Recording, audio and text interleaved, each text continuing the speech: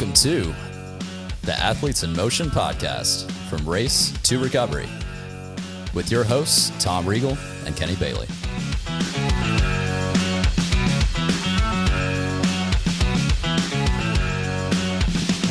All right. Hey, good morning, Kenny. How you doing, Tom? I'm great. How are you?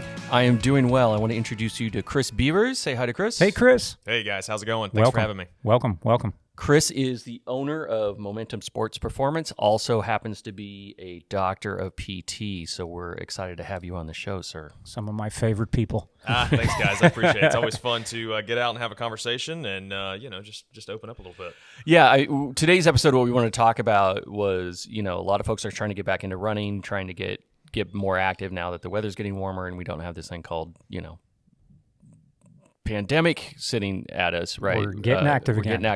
Thank and goodness. So as people get active, which is fantastic, sometimes that can lead some injury. So what we want to do today is talk about sort of the three areas that you see that were just are the most injuries that you see. But before we get started on all that, Chris, how about you give us a little background on sort of what made you decide to become a PT?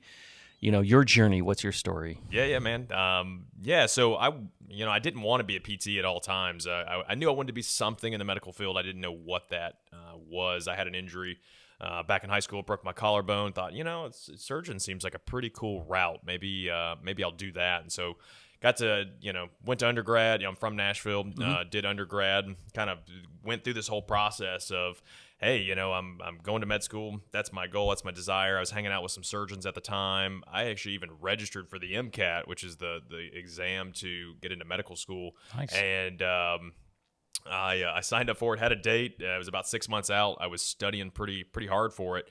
And I got to hanging out with a surgeon, and he made this statement to me that kind of shook me up a little bit, and I just wasn't about that life anymore. And he was like, 100% of us get sued within the first 5 to 10 years of practice. Oh, lovely. And you're just like, dang, that's tough, man. Wow. Yeah. And so that was kind of a red flag to me. And I had another buddy who was his dad was a pediatrician. I was hanging out with him a little bit, and he was also just talking about how long, grueling the hours can be. These guys are,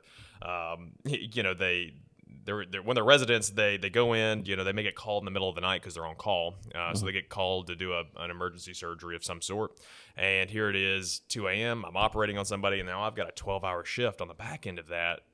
And now I'm operating on people all day, and you're just like, all right, dude, that sounds terrible. I want a family, and I want to be able to, spend some time with them. And so surgery suddenly wasn't the route for me. But, I loved orthopedics. I loved, trying to understand people's movement. I was active myself, and, injuries pop up. And I had a buddy who was in PT school. So I was like, man, it sounds interesting, right? Yeah. We get to spend time with patients. And I think that was the other thing that drew me away from surgery was, look, these guys are with patients for 5 minutes or they're asleep, right, for surgery. So, So it started hanging out, checking out physical therapy, and then there I was. I took a gap year, came back here to Nashville for physical therapy school at Belmont.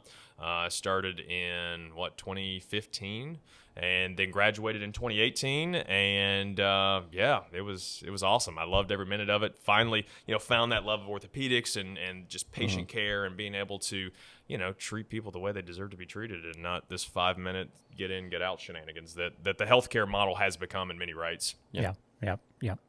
So orthopedics is, doing physical therapy is it's a broad range. Is there a particular, because I know you can do everything from like geriatric sort of hip stuff to high performance pro athletes. Was there an area that sort of intrigued you more than others? Yeah, for sure. Most definitely, and this kind of led me to start my practice, definitely sports, right? Like, it's like, hey, I played sports all my life. These high performance athletes fascinate me, right? It's like, wow, the things these guys can do with their body is just wild. I mean, it's amazing.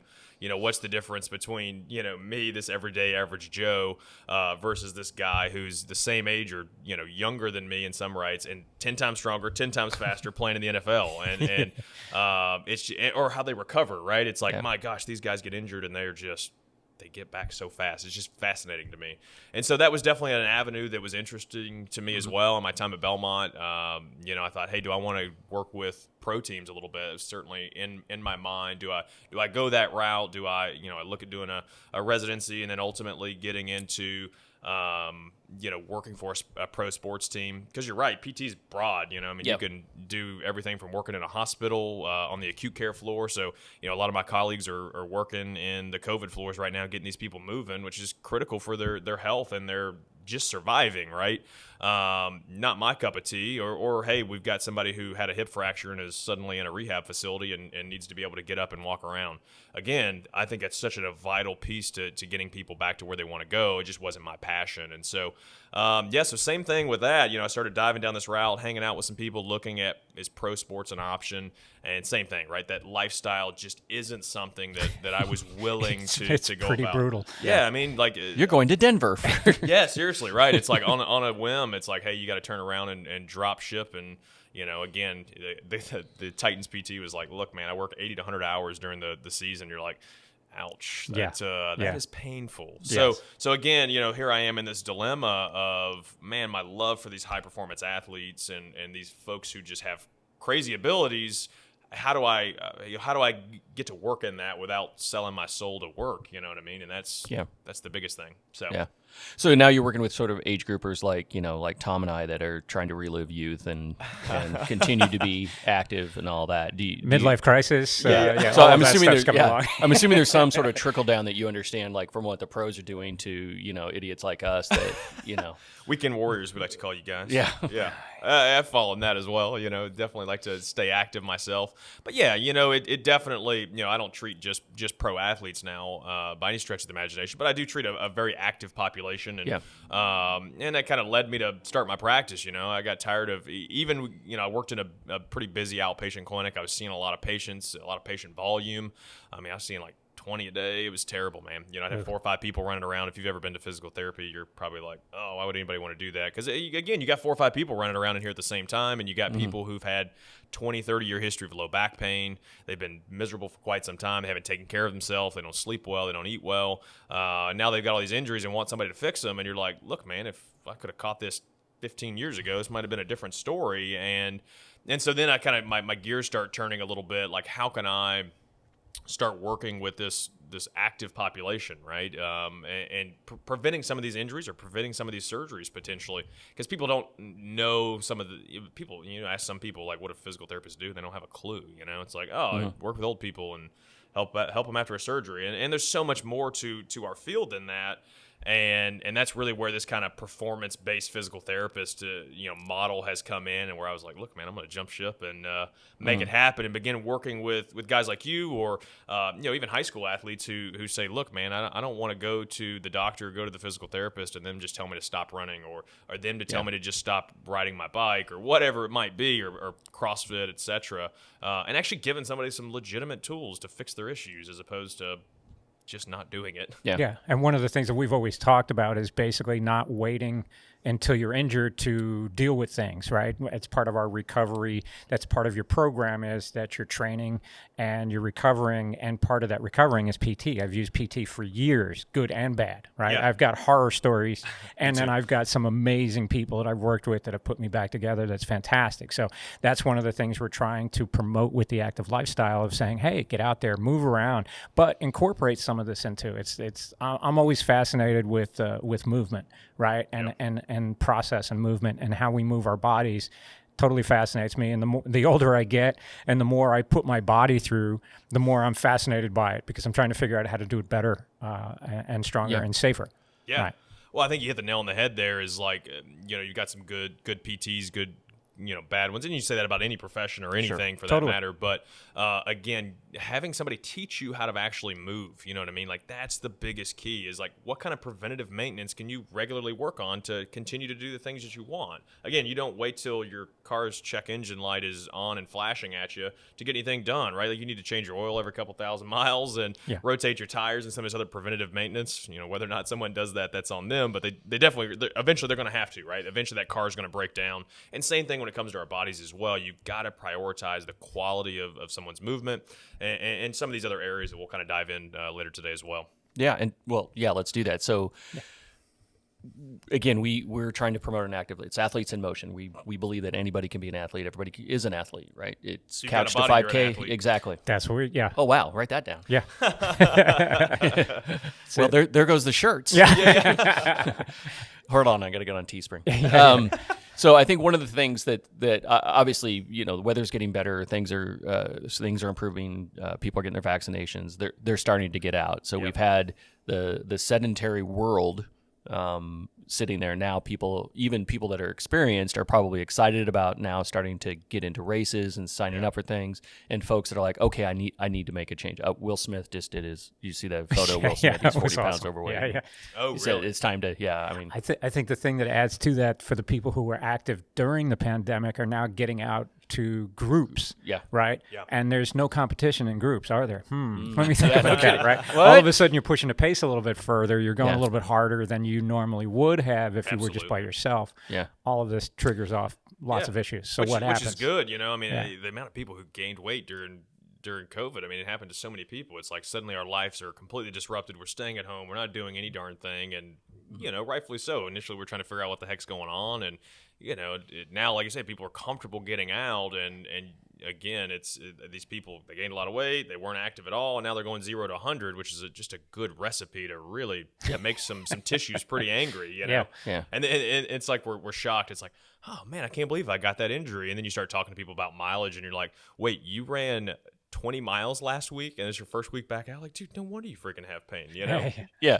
So from your perspective, as you see people coming in, what are sort of the top 3 areas that you see as sort of the most injury prone that are happening now? Especially, I guess we're going to focus on running or CrossFit, or I guess, but primarily you're starting to move. Where do you see sort of the top 3 areas? Yeah, if we're talking about running, specifically, definitely kind of that foot and ankle complex. You can kind of lump that into the shin a little bit as well.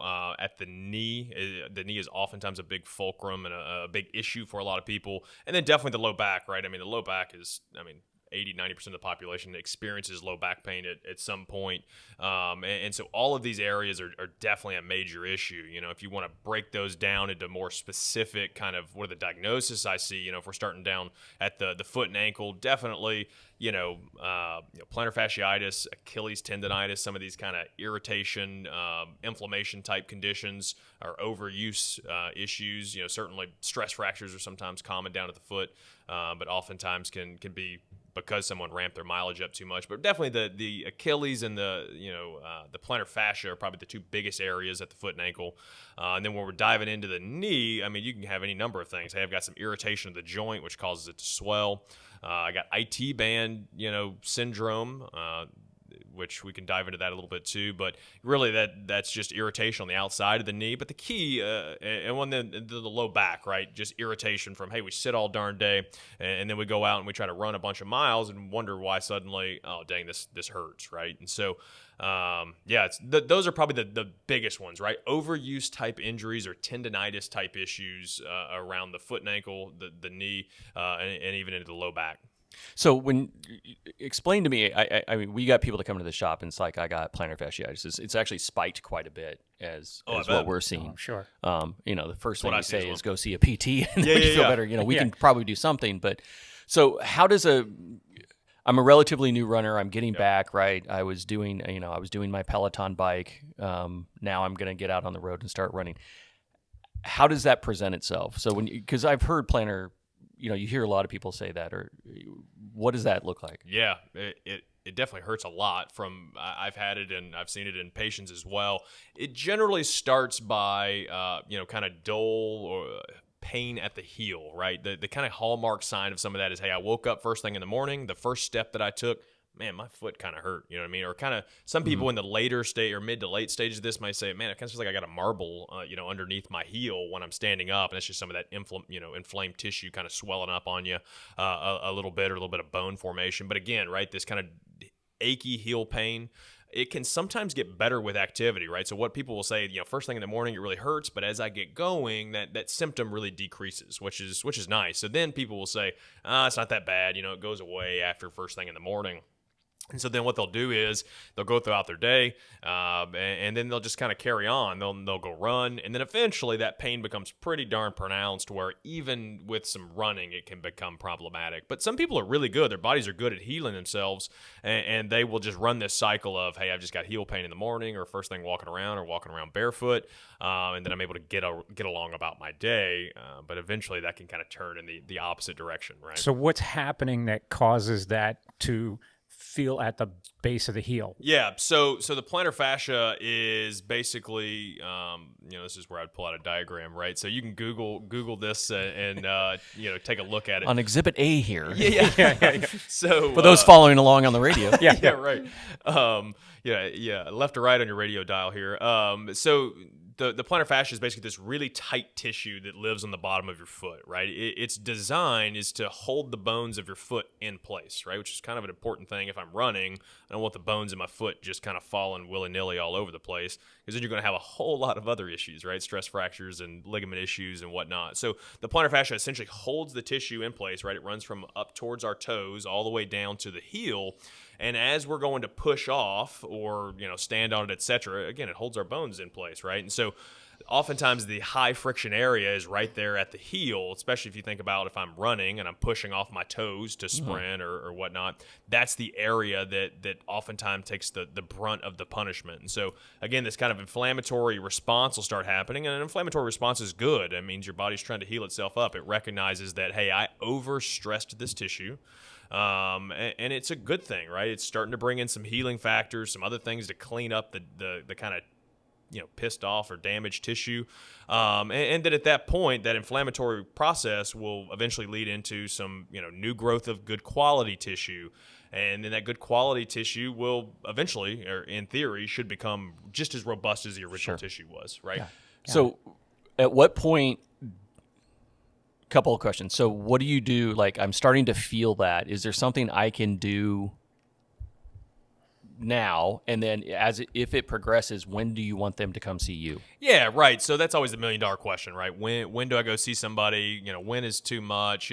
Look, and I generally, I'll sometimes use a pain scale with people and a timeline with people. If something's gone on for 3 to 4 weeks and it hasn't gotten better, man, you need to probably go see somebody. It's probably not going to go away, right? Like that. Yep. That's usually where I will tell people that's when you can draw the line. But in the short term, look, don't rush to the doctor for every single little, ache and pain that comes on, because I get them sometimes as well with some of my activity. In the short term, easiest things to do would be say, hey, look, if I'm running 10 miles a week and I've got these symptoms that are suddenly popped up, then hey, let me just reduce my mileage a little bit. Or you can sit and think about, okay, well, I get pain in my heel if I run, at the 5 mile mark. Well, don't run over 5 miles temporarily, right? Just to see how can that help alleviate some of my symptoms, right? Especially as it relates to plantar fascia pain, what you can do is, you can go to Amazon and find some really cheap like heel cups and drop those in your shoe. And oftentimes that's a really nice way to help reduce it. But in the short term, some simple things, some ice to the bottom of the foot can obviously feel pretty nice. But again, those are temporary ways to help reduce some of that irritation. And again, if that jumpstarts your system for the rest of the way, great. You didn't need to see somebody. Yeah. So then the question that I come up with is, so what's causing that, right? We've got a whole chain up through your body, right? And the thing that frustrates me is working with an athlete that's got an issue that's at point A, right? Yep. So everybody treats point A. Hit the nail on the head there. Yes. So talk to us through that. How would I get up in the morning, I got a little heel pain, right? How do I mentally walk through what I did to find where that's actually coming from? Is it my low back? Is it my neck? What is pulling to cause that? And what simple little things can I do getting up in the morning going, hey, okay, let me think about it. How do I walk through the process of signal flow to adjust where it's actually coming from? Yeah, of course. That definitely, I think you hit the nail on the head, right? You can't be very one-sided with where you treat. Yeah, I've got to treat the symptoms as far as that irritated tissue. But there's several different things that can cause it. I'll start at, part of your question was, how does someone know, where it's coming from? And most people won't. You know what I mean? I'll give kind of some rough guidance today, but that's part of why you pay a professional. You know what I mean? It's like trying to build a deck, right? You don't know how to do that, so that's why you hire somebody to do it. And so that's part of some of this, right? But I'll give you some basic guidelines. Yeah, there's no way to pinpoint exactly without knowing because everyone's individualized. Correct. But as they start thinking the process through, what are they doing at what points? Maybe before they go to a PT, is it somebody they go and look at their form? Yeah, right. So, run form is definitely a big thing as well. But, as far as like what are some areas that can contribute, not just related to the bottom of the foot, right? So, hey, ankle mobility is a very big thing, right? That's a huge area. How well does my knee track over my toes, right? So if you kind of get into like a kneeling position, how well are you able to bring your knee over your toe? And for a lot of people, it's not great, right? And so if you think about when I'm going to run and I'm putting force through my foot and ankle, and my ankle doesn't move worth a dang, that force has got to be dissipated somewhere, and oftentimes it's to the bottom of the foot. And so that's an area, and plus it doesn't help with some of the shoes that we're wearing, right? We're wearing these really men's dress shoes are kind of got a little bit of heel on them. Women wear high heels all the darn time, and then we go get into these zero drop shoes or shoes that don't have quite as much heel, and we've just set ourselves up for failure with that piece. So oftentimes the ankle complex is a big area to look at. And then up the chain, this is an often kind of unsung hero, is how well we sit all darn day, right? And so our hip flexors are going to get tight, and that can contribute to someone's inability to get their leg behind them. And so when you're running, I mean, again, you've got to get your leg pretty far behind you in order to push off and be able to generate some force and propel yourself forward. And if I can't bring my leg behind me at all, again, that force has to be dissipated somewhere. Oftentimes it's at the low back, but it also can happen down at the plantar fascia as well. And so, I mean, I pretty much tell a lot of athletes, look, and again, we'll screen these things to make sure it is pertinent to them, but hip mobility is huge, right? Being able to bring that leg behind you. And that, if there's one thing, if you've got plantar fascia pain, I would start looking at the hips a little bit. Again, that's a medium to long-term strategy to fix the symptom. But again, you sitting here, because you'll Google plantar fascia exercises, and everyone's got you stretching your plantar fascia out and rolling a lacrosse ball on it. Yeah. And that crap hurts, man. And oftentimes, and oftentimes can make it worse, right? Somebody will come in, man, I've been doing these stretches I found online or that my doc gave me, and they're just pissing the tissue off more, right? Yeah. It's like a scab. Think about that plantar fascia trying to heal up. It's like a scab, and you keep stretching the fire out of it and pulling that scab off and wonder why you still have some of those symptoms. You know what I mean? So, but again, hips are probably one of the bigger areas. And then again, you alluded to like run form analysis. Look, find you a PT or some a running coach who does some running analysis to try to understand why you have this in the first place, right? Because again, you can throw Band-Aids at it and say, all right, it went away. But if you've had some of these pains that kind of up and down for years, there's something else that's going on there that can actually fix this for good. Like, you're not just stuck living with it forever, which is what people think. Well, I've had plantar fasciitis all my life. I'm stuck living with it. And you're like,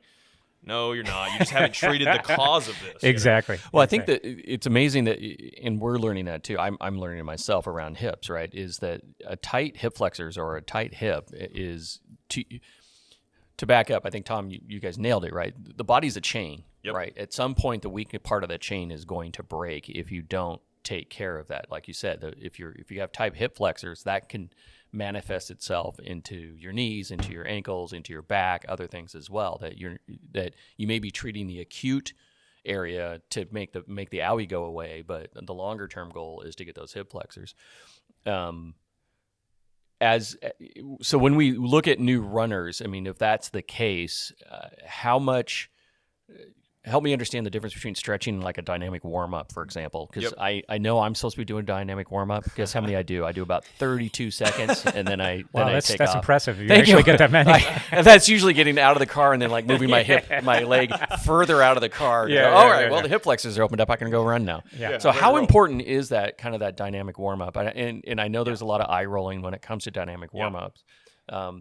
Just walk us through that a bit. Yeah, absolutely. So, it's interesting. I read a study pretty recently that demonstrated that, and I'll just say this and then I'll kind of back up a little bit, that believe it or not, a warm-up didn't seem to have a major effect on people's ability to stay out of pain. Okay. Now, Fascinating. which in my PT heart of hearts, I was like, look, I want that to be true as well, right? Now, that doesn't mean don't warm up. If you're injured, I generally tell my athletes, hey, let's come up with some type of dynamic warm up in some capacity for you. What they did find that was helpful for some level of injury prevention was some regular mobility program outside of running, right? Not doing that before you run. Again, so this is to your question, dynamic warm-up versus regular warm-up. Again, and this is where we talked about loosening up the hips and some of these other areas. So again, some regular mobility program outside of running is helpful. Now, if someone is a new runner or we've literally done nothing all day, a dynamic warm-up is going to be huge. So what's the difference between like a static warm-up and a dynamic warm-up? So static warm-up is probably what you've seen in like gym class. Hey, I'm going to stretch my quads out. I'm going to stretch my hamstrings out. I'm going to stretch my low back out. Dynamic warm-up refers to, hey, I'm moving my muscles, right? So that can be like walking lunges or single leg deadlifts or like glute bridges or some hamstring kind of flossing techniques. Some of these other I'm moving through an active range. I want that tissue and those tendons and ligaments to be able to withstand the load. So if I've got a new runner or somebody who is injured, absolutely, a dynamic warm-up is going to be much more helpful. And the reason for that, static stretching can decrease force output and cause a little bit of decrease in strength temporarily for an athlete. And that can actually lead to injury, right? And so people say, well, I don't really stretch before I run, and I don't want you stretching before a run, versus that dynamic warm-up of getting the tissues warmed up, getting them rolling. That's going to be the bigger key to preventing someone from being injured. Yeah, and I think you said a really important thing, which is, and I'm learning it myself, and I feel like I'm an old dog on some of this stuff. I should know better, but it's not it's not the active part of the run that you look at for the week. Your weekly sort of run schedule is like, I'm going to run on Monday, Wednesday, and then Saturday I'm going to do my long run. Well, in between that, to your point, mobility. If you almost flipped it around and said, okay, I'm going to work on mobility and then see what my runs look like, I'm wondering if that mindset switch on the focus this week is on mobility, the outcome of that mobility is going to be a better run, or I'm still going to do the runs. Because I think mobility, and I know I do this, it's sort of it's on my training plan. Yeah, I'll get to it if I get to it. Where if I make that the primary and then go do the run, I'm wondering if that would be something where you just don't just focus on the 3 days of the week, I guess is what I'm trying to say. Yeah, right? absolutely, right. It's what we're doing the other times. Research is a little mixed on how much, actual, time you need. There's some research to say 5 to 6 minutes a week of a particular area, right? So if we're talking hip flexors, we need about 5 to 6 minutes a week of cumulative, stretching or some type of mobility work to get that where you want to go long term. So I think it's helpful. I try to tell my athletes that is, hey, if you can achieve that, like you're probably going to create some tissue change long term. Not this, and people do this all the time. They get really gung ho about it. Oh, I'm going to really get after it, and then they'll have this voracious intensity for a week, and then it just kind of falls to the wayside. Right? Yeah, I try to work with my athletes and get them to do 5 or 10 minutes of some kind of mobility every single day. That's like great. Make it a habit. Get up in the morning, do a little.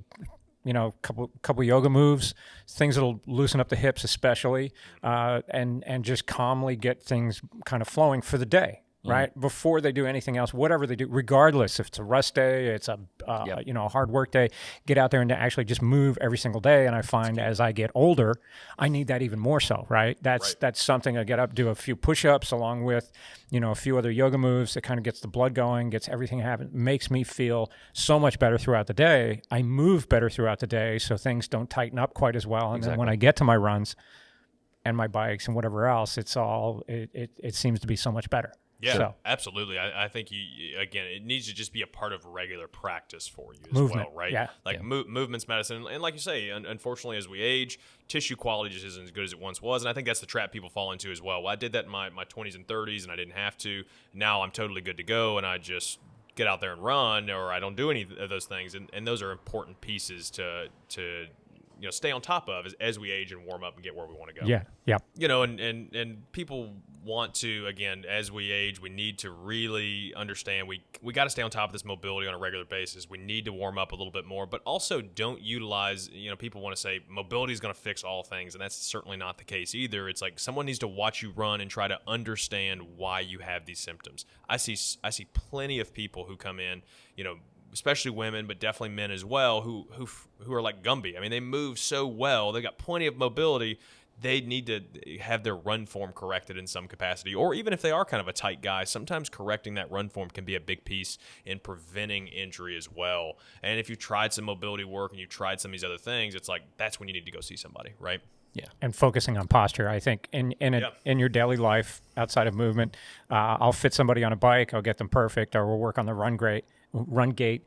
They'll hold themselves, it'll look great, the picture looks great, the video looks great, and then they go out and they fold their back immediately and they go, yeah, I'm still having a little bit of pain. It was like, well, now it's up to you. Yeah, right. It's up to you to actually hold that posture and then get your mind to wire it properly so that you hold that posture all the time. Okay, so this is our first argument. I'm gonna love this. I think that's right. The issue is you put me on a treadmill on a run gait, I'm gonna look great, right? Yeah. 6.5 miles into that run, right, when I'm tired and I'm on my 5th hill, suddenly I'm crunching up like an 80-year-old with a cane, right? So I think part of the challenge sometimes is when you look at those gaits and you look at that and go, okay, you look great.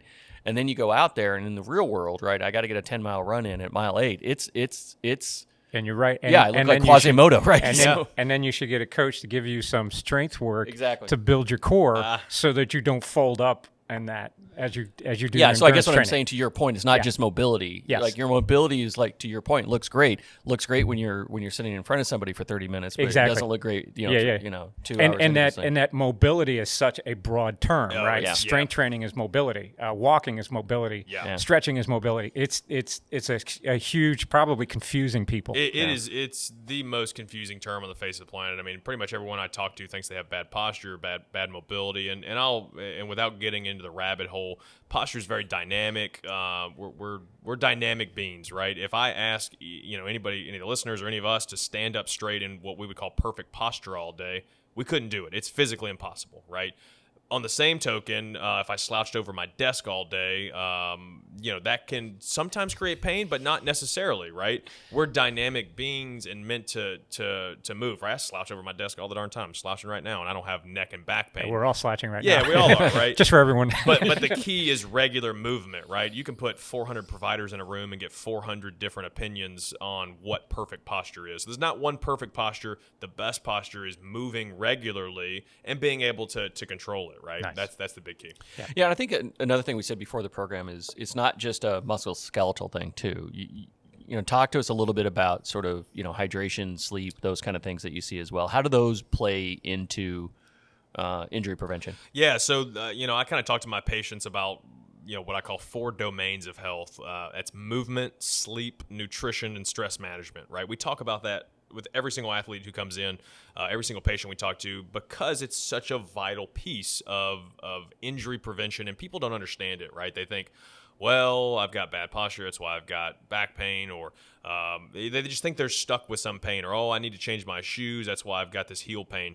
But it's oftentimes these domains of health that we want to talk about, right? And on a movement standpoint, we've hammered that pretty good so far, but from a movement standpoint, I want to understand, what does your volume look like, right? How is your running volume changed recently? Hey, did you start running on more hills recently or downhill more frequently? And that can contribute to some of your symptoms.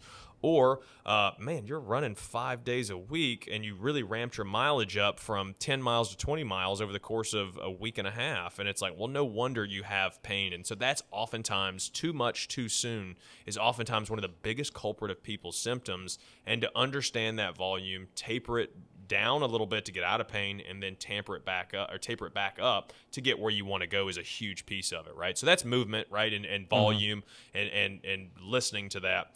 And I'll swing back around to that with some of these other areas. Let's talk about sleep a little bit now. Sleep's our superpower, right? I tell this to all my patients. It is the most critical thing an athlete can do to stay, running or staying active, continue to do CrossFit, etc., without injury.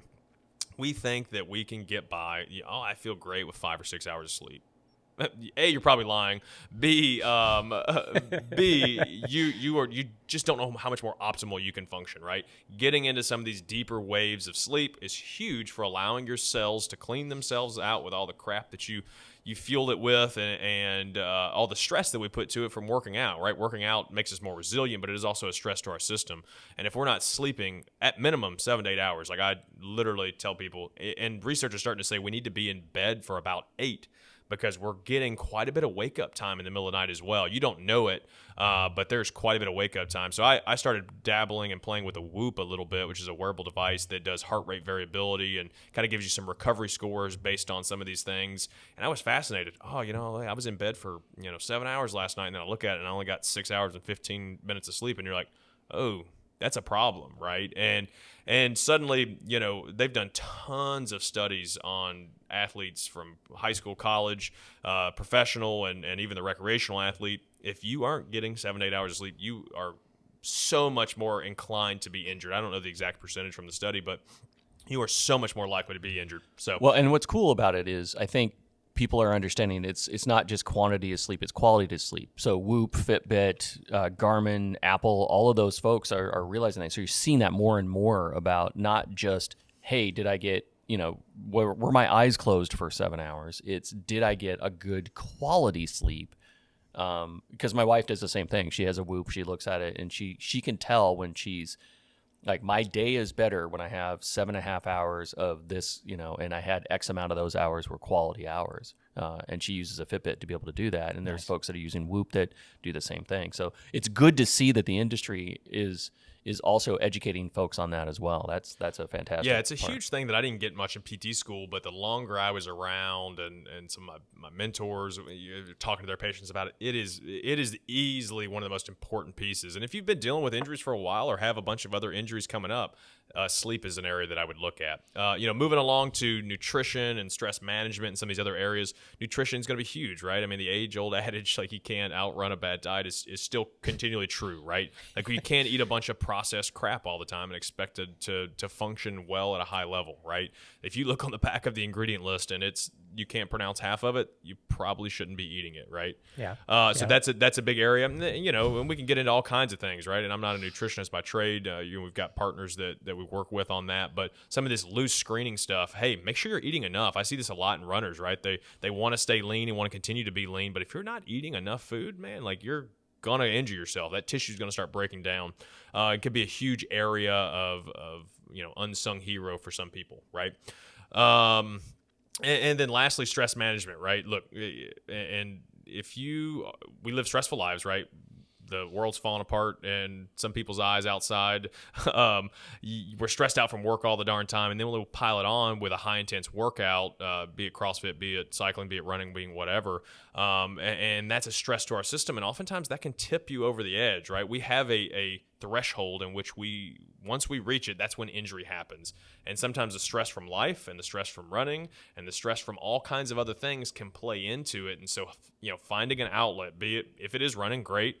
Hey, if it's meditation, great. Hey, if it's, places like the Recovery Lounge where you can just come in here, hang out, and get some cryo and kick back with some Normatec boots on, whatever it might be, like you need to have an outlet that is going to help reduce some of that stress. And if working out is a piece of that's tipping you over the edge, then again, look at your volume.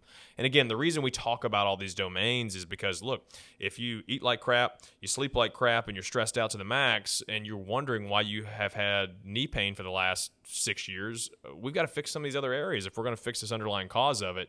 And look, you can't just we can't get myopic and really focus on the one point of pain. There's other pieces that contribute to someone's symptoms. So, I think that's our biggest takeaway, right? Is it's whole body.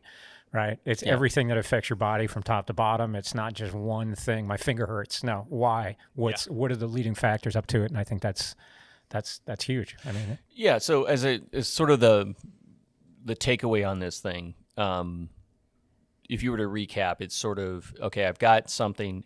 Well, actually, I lied. I got a question because this has kind of been bugging me, because you're a coach and you're a PT, and I'm a guy trying to deal with both of you. So I'm on the other end of this. This is the challenge I have, right? The challenge we have is you get a coach, you say, look, I'm working on my run form, I'm going to get a coach, or you decided to download a training program, and it's going to be a July 4th half marathon, right? And I've decided I've been running 5Ks and 10Ks, and now I want to take that challenge up. And so it's May, right? I look at my schedule for the week, and I need to do X amount, and most programs are pretty good about 10% ramp of volume, right?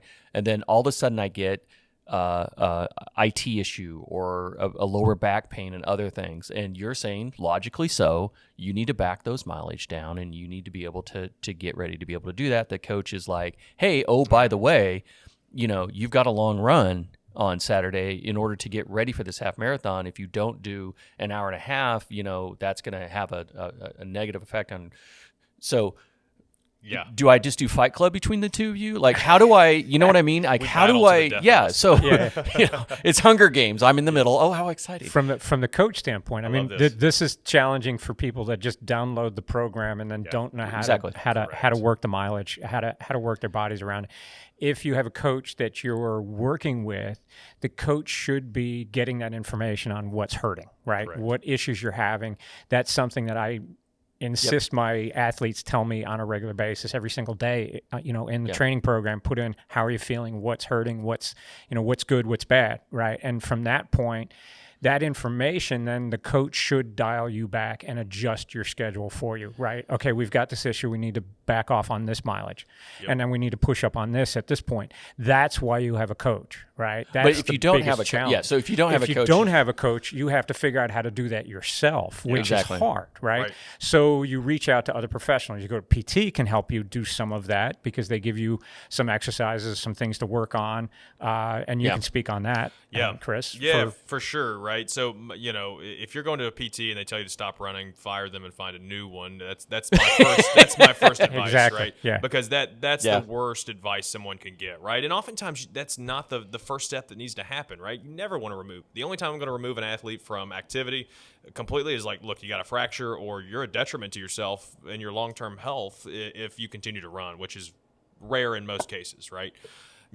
Barring we've ruled all those things out and you're on your own trying to figure it out. So maybe you figure out, again, the race is coming. Maybe I just reduce the intensity of my run, right? So if I say, hey, I'm running 10-minute miles, let me just dial that intensity back a little bit and see how I feel, right? Yeah. And I use kind of a stoplight system with people, as far as pain. Pain's a yellow light. Greens kind of carry on, do what you want. Red, I need to stop, right? So pain's a yellow light. If that pain is getting worse and more intense as you go, hey, we need to, and you've tried, reducing your intensity and reducing your mileage, then, hey, maybe you need to stop and go see somebody to get some further guidance. Sure. But if that pain gets better as you go and it's not worsening and the race is, 2 weeks from now, man, carry on within reason. You know what I mean? Don't be wild and crazy with it. But again, if you may have to readjust your sort of like, I'm not going to be running a PR this time. Exactly. I'm not going to shift your mindset. I may have to run walk this thing where more than I was going to do before, or if it is starting to go bright orange into the red like 2 weeks prior, to say, okay, maybe I just need to, live to fight another day kind of deal. But that's always been the stress I've had is, people that don't have a coach that are like, I'm trying to do this thing. I made a public commitment. I told everybody on Facebook I'm going to do this half marathon. Yeah. Everyone's cheering me on. And then I got this pain. And it's like, well, I can just manage through the pain. And then, because you don't want to disappoint people, right? And especially if and you don't want to disappoint yourself because this was your big goal coming out of COVID, right? Yeah. So I think that the takeaway is, take care of your body up front early and often. Yep. Right. If there is a yellow flag, recognize it, do something about it, and then if you have to, go ahead and adjust sort of what you're going to do for that race. Heed the warnings. Right. Yeah, exactly. Right. Like, don't. I know that sounds obvious, but that's the it's not obvious though to some people, right? Yeah, it sounds obvious, but it's not. It's not. Yeah, no, it's definitely not. The nature is to say, again, my goal is to make it happen, and so again, right, if you've got a long run and it's just absolutely killing you, then hey, maybe why don't you bike for the equivalent amount of miles? You're going to get a pretty similar stimulus as far as time is concerned, but finding ways to cross train and those kind of things can be huge for you too. Yeah, I think one of the other big detriments we have is that we go, okay, I'm going to do my first half marathon, and you immediately set a goal for time. Yeah, right? You haven't started training for it yet. Nobody does that. You have no idea what you're doing, right? But so then you're forcing yourself to be in that goal, even though you're not, and then you set that goal the night before the race is based on your training is I'm going to be able to run X amount of miles at this pace, boom, boom, boom. Cool. So that's one of the other challenges that we face. So Chris, take us home. What are the three kind of things, if you were to what are the 2 or 3 things that people need to know? Like, hey, if it's this, it's systemic. If it's this, do this. What would you? Yeah, you mean like three takeaways as far as like pain and those kind of things are concerned. Yeah. So again, listen to the symptoms. Don't be mindful of them, but don't be fearful of them.